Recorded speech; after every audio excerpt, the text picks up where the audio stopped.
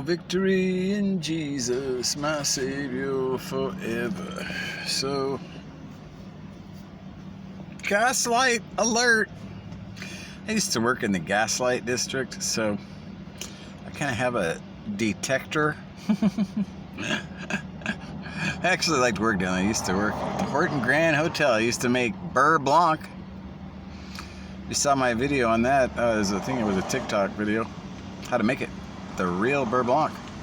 It's great stuff if you make it right. I used to make it every night. We'd take some shallots, cut them up, and cook them in a little oil with some butter until they're nice and soft, a little brown on the sides. Let's get some flavor in them, you know.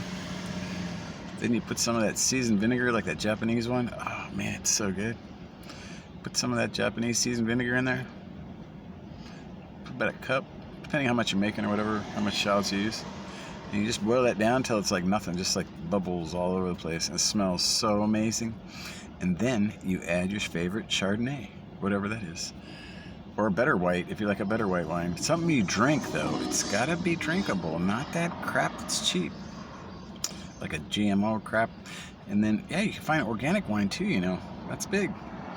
And you put like a cup of that and you let it go down. Like, not as far as you let the vinegar go, but close, you know, just a little bit of the wine flavor in there. And then you just take it off the heat and you throw in some of that Kerrygold grass-fed butter. And if everything's organic, oh man, you got the dream sauce for fish. But you stir in that cold butter like pound, or maybe like half pound, about a half pound, something like that, or maybe a little less, depending how much you make. But you stir it up like piece by piece, chop it up in little pieces and stir it in little by little off the heat. And it turns into this creamy, like almost melted butter, but it can't be melted, see? So you gotta keep it like 100 degrees if you wanna keep it for your fish. And then you put it on whatever fish you want, like, oh man, white fish, like sea bass. When I worked down there in the Gaslight district, we used to blacken sea bass and I'd put it hot, like just caked with that seasoning with a little bit of flour. And then I'd just put it in the pan and sear it so hot. And then put it in the oven and finish it off. Oh man, it was beauty. But here's the thing.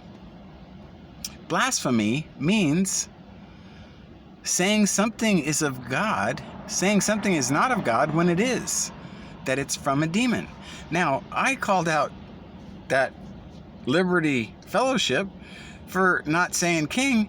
Now he's gaslighting Ben Shapiro for blaspheming. Well, if he's not saying king, he could have blasphemed already. He might be headed to a Salt Pillar C destination, and he's going to call out Ben Shapiro, who I called out months ago. It's like, what, did you see one of my videos? You know what I mean?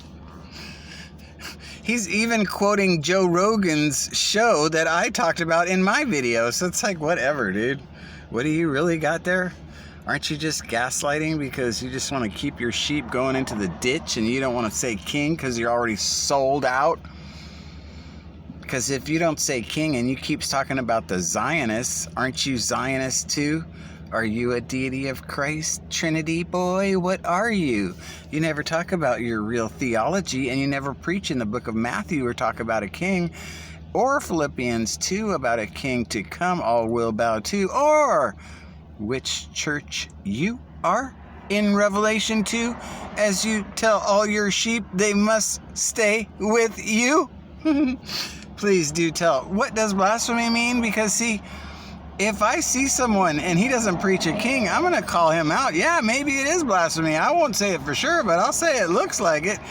And Ben Shapiro, well, if you want to call him out for blasphemy, that's nothing compared to most pastors today. So I wouldn't gaslight too much. What's that thing that Jesus said? He who has no sin, cast the first stone. So, Mr. Chuck Baldwin, how much do you have in the bank before you cast that blasphemy stone? Because you can't love God and money. God and money? Did you know that? And did you tell anybody how much money you made? And my king was homeless. Is that why you don't want to talk about a king? Or about how he's a little upset with the fake churches? Like, who? You see?